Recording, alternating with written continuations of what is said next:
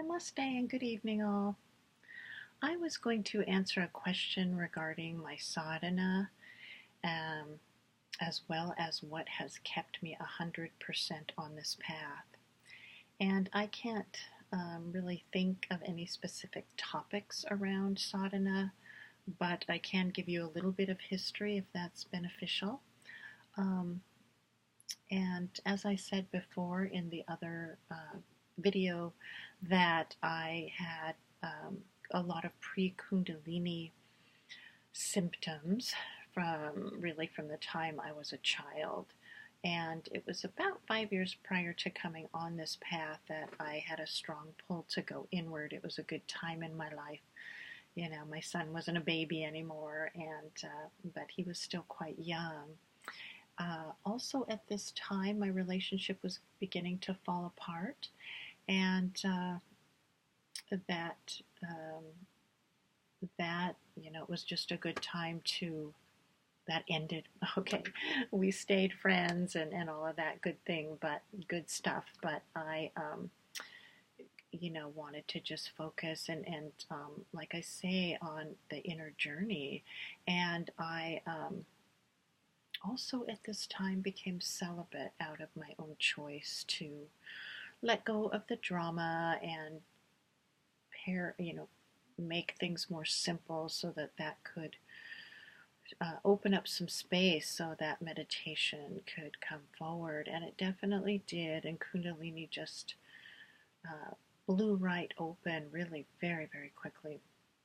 Intense Kundalini. Like I said, it was there prior, just bubbling under the surface, but it really erupted. And that was no joke and not easy at all.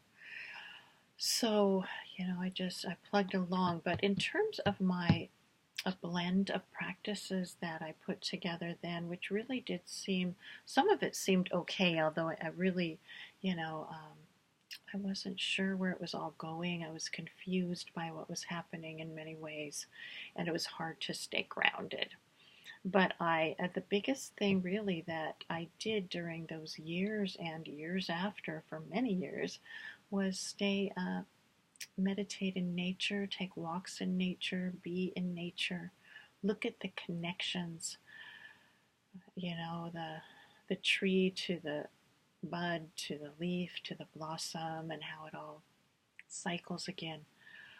This was probably my central practice. And then, of course, coming on the path with Guru Swamiji, the practices she gave entered in greatly also. And then those just were woven in, being in nature, and that wasn't hard to do at all. So that was probably the biggest, most influential thing, especially in those early years, and it continued forward onward with integrating the path and the new path and practices of Guru Swamiji once I got on there. But that was huge. I spent hours there and hours and hours and years really in nature, and it was a place, at least for here, that I could find solace, that I could find, there's no judgment there. It's quiet, and I was a pretty quiet person, and it gave such, really no words can speak to that aspect of spending time there. And now I really feel like here I'm not out there as much. Well, certainly the body's older, so then I would sit on, really hard rocks for hours, ground. I don't care. It's a little different being that I'm almost 60 years old. So it's like, okay, this body's feeling a bit different out here. And plus I'm in Florida and it gets so hot. So I was in the Pacific Northwest then, and it was very conducive, except in the cold and rain, but just for these natural experiences. And that was it. And, also some other practices that I threw in there that may not be the best thing in the world, some chants and different things I didn't know. And just being present more to that pure sensation, and staying connected to the earth, and doing the best I could to, keep the heart open and all of it. So that was there. And also the desire for freedom and great sincerity was there. So, meeting Guru, it was immediately which has continued. One could feel shifts, one could feel more expansiveness. Um, a lot of phenomena would come forward, still, states of stillness, quietude, and then the drama and a lot of churning would continue. It's been a hard thing in many ways. Kundalini is just a hard journey in so many ways, beyond words. But noticing those shifts upon meeting her and having all my questions answered, literally. Burning questions, those died down. They did years ago, but was such a, again, for here I could just feel the difference in my life in feeling more settled or more grounded, more able to move forward through this fire of Kundalini that literally raged and is still raging. And so that kept me immediately. I never, I fortunate, I guess, in that way, but I never sat there and contemplated leaving the path. And there's been times that have been really, really hard within it. Where maybe in someone's mind or something that may come forward, and I'm just saying that that's due to some changes within myself or whatever was happening in terms of, there was just, like I say, some physical changes that happened that left the body very depleted, and it just, there's been feelings of that drama kicking in.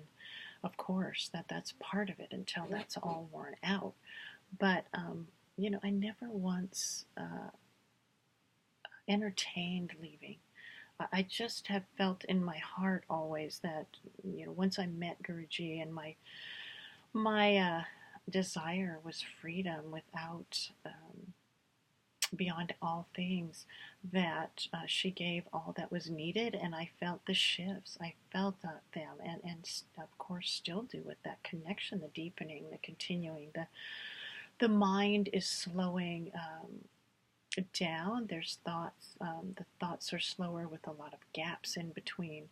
There is still drama. There is still thought processes that churn in there. And then the bottom drops out again.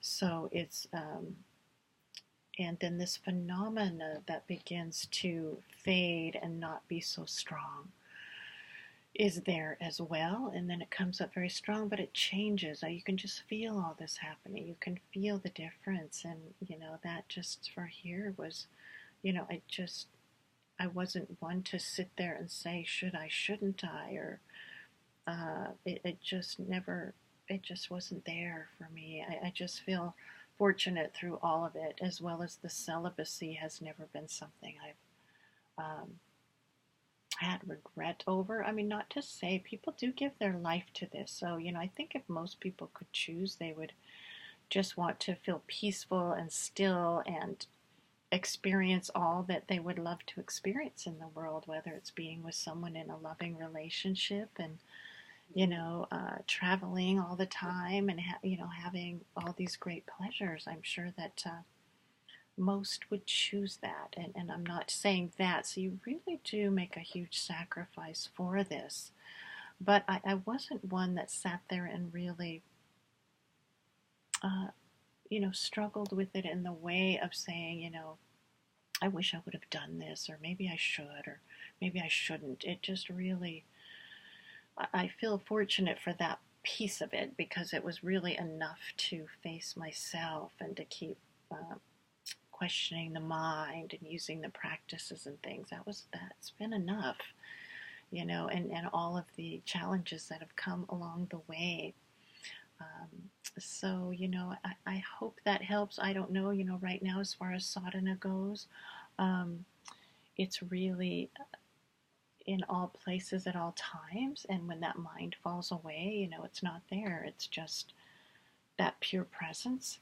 And when the mind kicks in again, it's using the mantra, it's the breathing, it's relaxing into the flow of life. Um, and really, that's what it comes down to. And then going forward again from there, surrender, letting go, staying grounded, staying present, staying balanced. And, and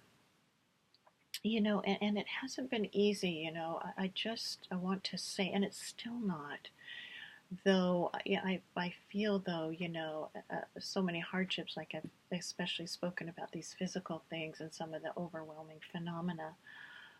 Really, if one went back, 20 years and was living in that mind that they had then, you would know. Believe me, go, whoa, this is pretty good what's taking place here with these gaps and thoughts and this space and the ability to be fully present, and in the pure presence, the quietude that comes, the slowing of mind. As well as, here there's still a lot of vivid dreams. The visions are definitely murkier. What's interesting about them is that they used to be so crystal clear. I mean, you saw them in such detail and clarity, and now it's more uh, not that way. So it's kind of like it's there, and yet one is not fully seeing it that same way. It's just like, difficult to explain, but I guess it's a more, one would say, in terms of the visions, more of a rarefied. Before it was definitely seen so clearly. Now it's not as much. It's more there and spoken, but not, boy, it's not like those. And again, those visions were,